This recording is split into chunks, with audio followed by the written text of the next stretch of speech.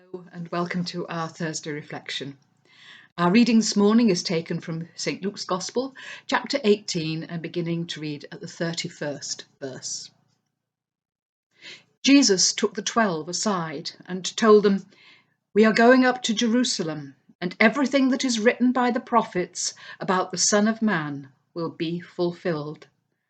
He will be delivered over to the Gentiles. They will mock him, insult him, and spit on him. They will flog him and kill him.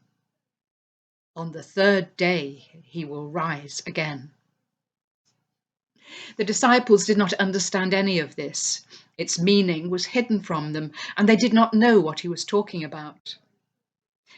As Jesus approached Jericho, a blind man sitting by the roadside begging called out.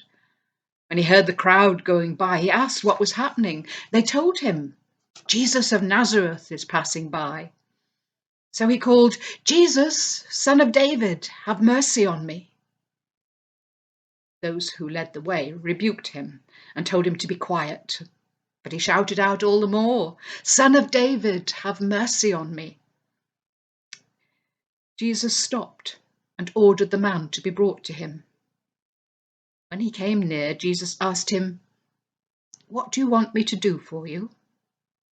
"Lord, I want to see," he replied. Jesus said to him, "Receive your sight. Your faith has healed you." Immediately he received his sight and followed Jesus, praising God. When all the people saw it, they also praised God. And as always, we thank God for his word.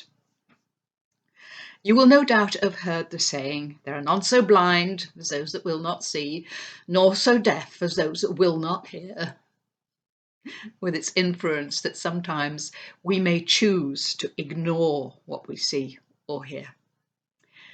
And it seems to me that that is what links the two passages in that reading.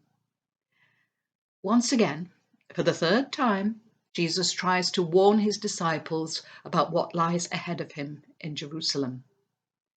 But they don't appear to hear what he's saying.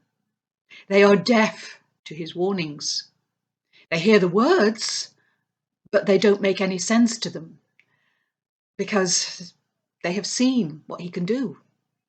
They've seen the miracles. They truly believe that he is the Messiah, but their own hopes and expectations about what that means are deafening them and blinding them to the storm that awaits them in Jerusalem. Presumably, they convince themselves that he's just talking in riddles and doesn't really mean what he says. Bartimaeus, however, hears a crowd passing by and asks what is happening. When he's told that it is Jesus of Nazareth, he begins to call out, as we heard, "Jesus, Son of David, have mercy on me." The others try to make him keep quiet. After all, it's terribly embarrassing, isn't it? But Jesus hears him, calls him forward, and asks what at first appears to be a ridiculous question. "What do you want me to do for you?" You would have thought the answer was obvious. He wants his sight. But just consider the situation as it then was. Bartimaeus, and we know his name from the same story in Mark's Gospel, Bartimaeus is a blind beggar. It's a perfectly respectable occupation. He has no other means of making a living. He challenges all the passers-by with the words, "Give to God." And he's really saying, I am offering you a golden opportunity to fulfill your religious obligations to God as set out in the law by giving to a beggar.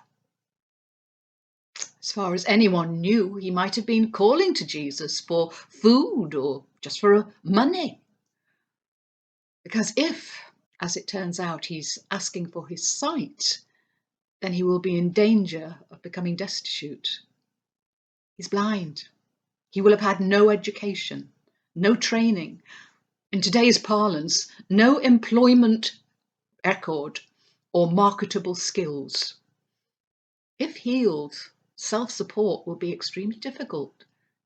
Indeed, it could be in his own economic interests to remain blind. So Jesus is asking, are you sure this is what you really want? And the answer is, yes, I want my sight. He receives his sight and he follows Jesus, praising God. So now we have, first of all, a large crowd who are caught up in the excitement of a famous person coming to Jericho. And we have the disciples who know that Jesus is more than just a famous personality, but can't accept the consequences of what is about to happen. And we have Bartimaeus, who's had sufficient faith to ask for and to receive a miracle, and now follows Jesus, praising God, possibly not fully understanding the implications on his future life. What about us? Which part of the crowd are we in? How will we answer if Jesus asks us, what do you want me to do for you? Depending on where we are in our lives at the moment, we may think that the answer is obvious. But we need to consider all the possible consequences. How would I answer? I recently heard a prayer from the writer Peter Gregg, who is a great favourite of mine, and I am currently making it my own. Lord, challenge me and change me, cleanse me and rearrange me. And what I'm asking would be quite dangerous. But I pray for myself and for all of us, that Jesus may open our eyes and our ears to see him and answer his call to follow him, praising God. And so may God bless you and keep you safe until we meet again.